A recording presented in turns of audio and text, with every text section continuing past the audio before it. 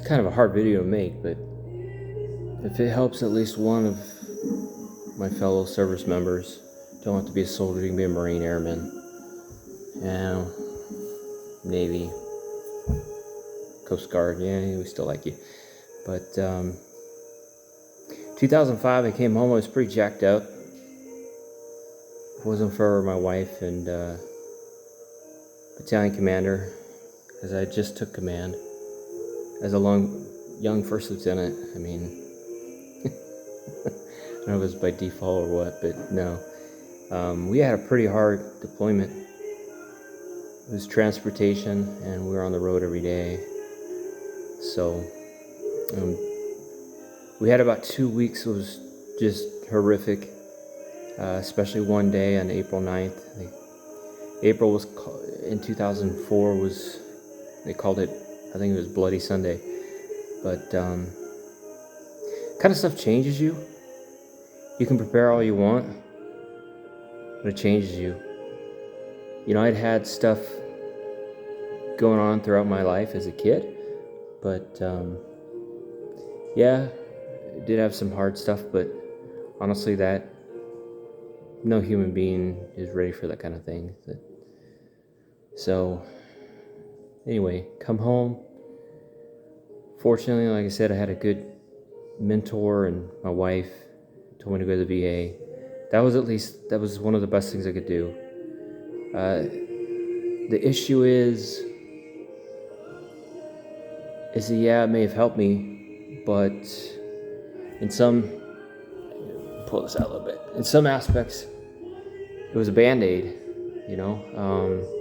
One of the biggest things you need to know is your triggers, and you need to know your coping mechanisms or different ones that help you.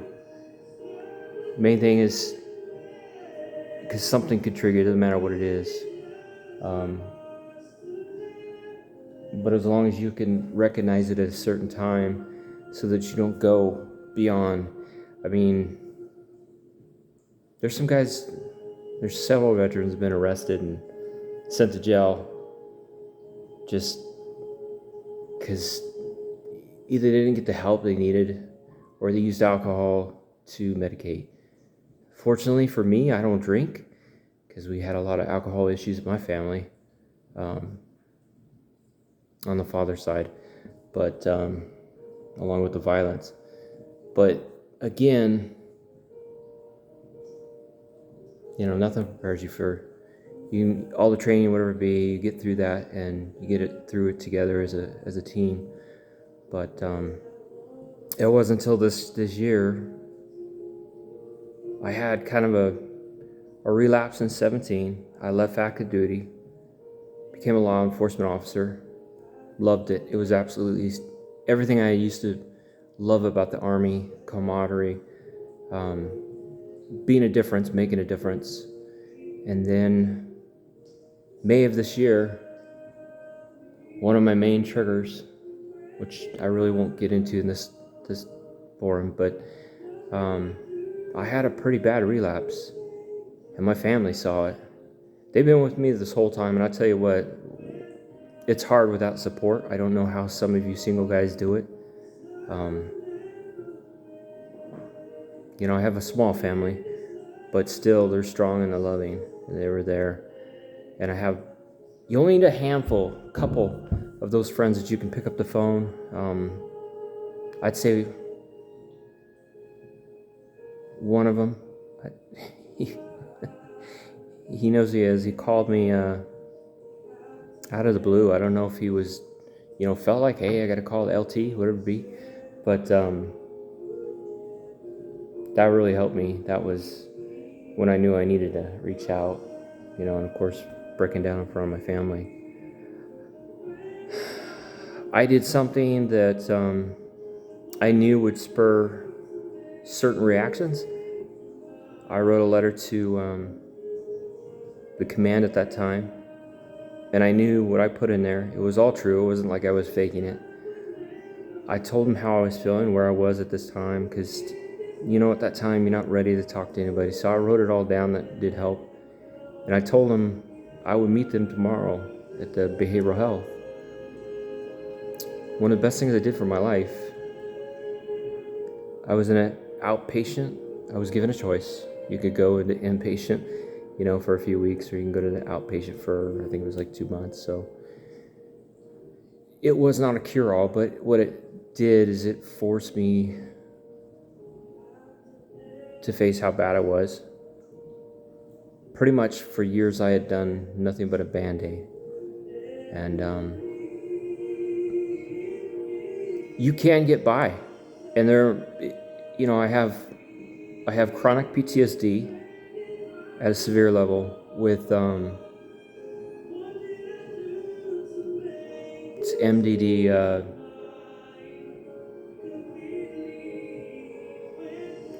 Oh gosh, major depressive disorder. My bad. So this is on the fly. I just thought about this, and I know I needed to do this. Along with, they sent me to a neuro psychologist that does all these stats and tests. You do a test for half a day. I mean, you're pretty worn out, and come to find out that my TBI was worse than what they had previously, along with my PTSD. Didn't realize how bad it was, and then that I have issues with short-term memory. So you have all these things playing off each other, and then you're getting older, so your body's starting to break down. Between all that, it's just enough. You can't handle it anymore. You need help. What's unfortunate is that if the service would have caught this, and I'm not just the only one, I'm not the worst. If they had caught it early and on time, that it wouldn't have been permanent. For the most part, the majority would not have been permanent, wouldn't have been this bad. So, what it is what it is, and it's something that I have to live with, and I still wouldn't change anything. I was there for those people. They were there for me, and I'll do it again. I mean, sorry for what I put my family through, and if I had done it early, maybe I could have gone on. My career is pretty much done, and I'm okay with that, because, and I have a heart condition, so I have a healthy heart, but I have a arrhythmia that I found out this May is that it gets amplified with PTSD. So, I was having upwards of 1,000 or so of these episodes in one day. Come home tired, and the cardiologist is like, "Of course you're going to be tired. Your body's not used to that." So, along with blackouts, so because of the blood not getting to the brain, so completely healthy heart. Just they're called PVCs, pre-ventricular tachycardia, something like that. So, but too many of them, you put your heart at risk. So, I guess the biggest thing I can say is that don't treat this with a Band-Aid. I had good intentions in the beginning because I wanted to get better for my family's sake and for mine. And unfortunately, that there were times that I didn't follow through. And not only will I pretty much done with my military career, there's, it took many years to find a career that I really liked, law enforcement. There's a good chance I'm pretty much done with that. So it's sad, but at least I had that time. I got to serve and help and do something I'd always want to do for years. So helping, first week I was holding some young girl down that hit her head, 45 miles an hour or close to into a tree. She's bleeding out the ears, like not just a little bit, but in other cases, just that experience dealing with the public, and I enjoyed it. I know not everybody's made for it, but I learned in Iraq that I actually enjoy being in those emergency situations. I'm calm. So I think part of that has to do with childhood and all that, but I really enjoy serving people. But who knows what this new chapter's gonna do. But if I can say one thing, just go find a VA. I know it sucks. There's some bad ones. If you need to drive a couple hours, finding some other ones that know some good ones, because, it's just like doctors. They're not all made the same, Mechanics aren't made the same. So there's some crappy professionals out there. It's called the practice of medicine for a reason. It's not So do it for you. Do it for your family. We deserve better. And I can get on my soapbox about, just remember this. When they called, you were there. Now it's your turn, you're calling. And they need to be there. They need to own up to what they honestly, what is war? War is the failure of politics. So, not to get on my soapbox, because I could do that for a while, but we're there when they can't do it anymore. They can't get peace. Just like with law enforcement, they call us the sheepdogs. We're the thin blue line between chaos and normalcy. But please, even if you're in law enforcement, I've only been doing law enforcement for a little while, so I'm still a rookie. But I have close to 22 years of military and have 2 combat tours. Well, you say 1 combat tour, the other one was more behind a desk than anything. It was still in Iraq, but get the help. And I tell you what, law enforcement, you're behind. Your leadership, they need to step it up. I mean, you look around and see what's going on. They need to go and spend some time with some of the things. It wasn't until the last 20 years that military really got on the ball and started knowing that behavioral health is important as part of, of making a soldier healthy. And I tell you what, law enforcement, you see that, I'm trying to keep this G-rated, you see that stuff every day. It's not like military, you go for a year and you're done, and yeah, we see some atrocious things, but it's in our backyard as a law enforcement officer. So do it for you, do it for the, and it might be that some of these, and it took a long time for, it's still changing, for the military culture to change. Fortunately, there's some things in place to protect us, but like I said, law enforcement, you're behind. You leaders, you need to step up.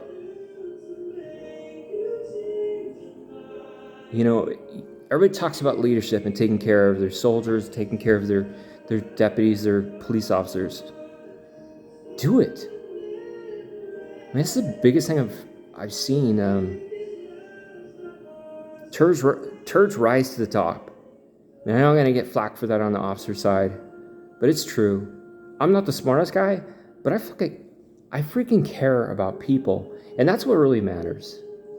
They see that. They see sincerity. They'll take that out any day over a competent, knowledgeable guy. With experience comes a competence. So, but step up. Fortunately, when I got in, I would have never joined the force, but he was competent and he cared. I know some people may not think he had, but I've been in leadership for almost 20 years, and I say he cares. Some of you may, nobody's perfect. I'm sure he has his flaws. I wasn't there. Again, I'm a rookie, so what do I know? But from what I saw as a leader, he genuinely cared. He genuinely listened and wanted to change. So there are more out there like him. So, but again, this goes back to, this is what happened to me. Everybody's different. Everybody has a different experience. Come Oh, darn. I didn't drink, but I sure can eat, as you can tell. We all have our vices, so do it. Just please. There was even a time that had come to a point for suicidal tendencies. I almost didn't make it. I never thought I would get to that point. 22 a day are dying for veterans. We don't know in law enforcement. Again, they're behind. So I'm sure it can't be much further behind. The stuff that they see every day. Just went to PG rating, or PG-13. So, yeah, it's just my little guy experience. I never thought I got in as a private or a PFC, crossed over to the dark side, joined ROTC, and became an officer and never looked back, I guess. Didn't see this in my future. All I wanted to do was be a teacher and surf in the summers, and I'm gonna end up in Idaho. But it's close to my family, that's what I want. So, just please, I care. If you didn't think somebody cared, I care. I've seen it. I don't know how to explain it, but I saw this on. I know I'm long. Good grief, I'm up to 16 minutes.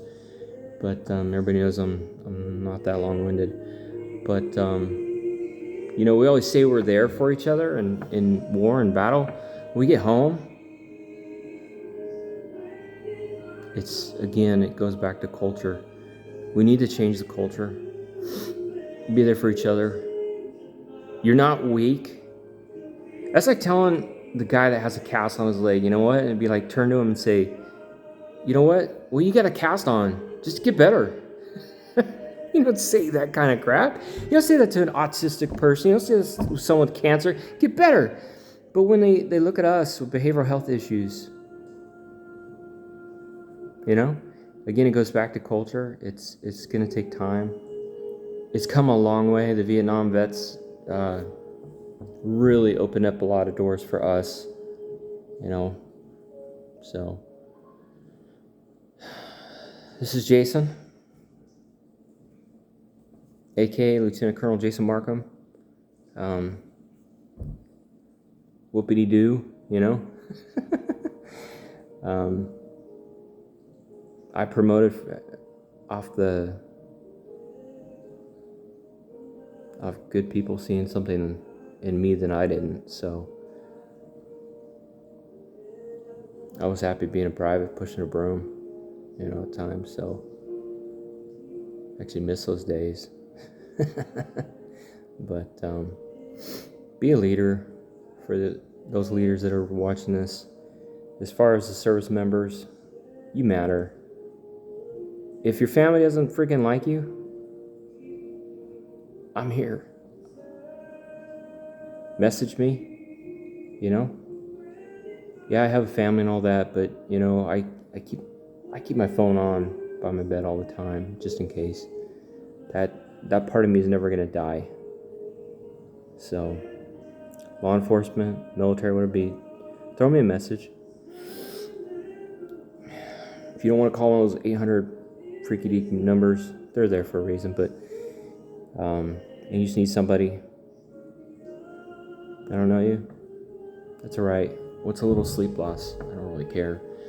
But if I can help you make it through another day, like people who are there for me. Last little soapbox. Think about those people that do care about you and how they would feel when you are gone. Let's get a little morbid. You ever thought about your kid, your wife, cousin, family, whatever it be, having to clean that shit up? And I'm saying brain matter, things like that. So I didn't mean to get to that point, but that got to me. My kids, not that I don't love my wife, my kids, that got to me. And when I realized what I was about to do and how that would affect them years to come, I took a walk. That next morning, I went to behavioral health and I checked myself in. I finally manned up, told them what was going on. Yeah, I was on meds, but it was probably one of the best things I could do. And again, that was only one step forward. I had a lot of relapses. So, you do matter. PTSD is complex. It may not be curable at times, most of the time, but you need to find those triggers that set you off so that you know when they're coming and know coping mechanisms. So, anyway, that's David Archuleta on the back, so I put it on repeat, so I apologize. They're like, please shut that up, but nah, it's just one of those songs that I enjoyed. But anyway, this is Jason out. Remember, you matter.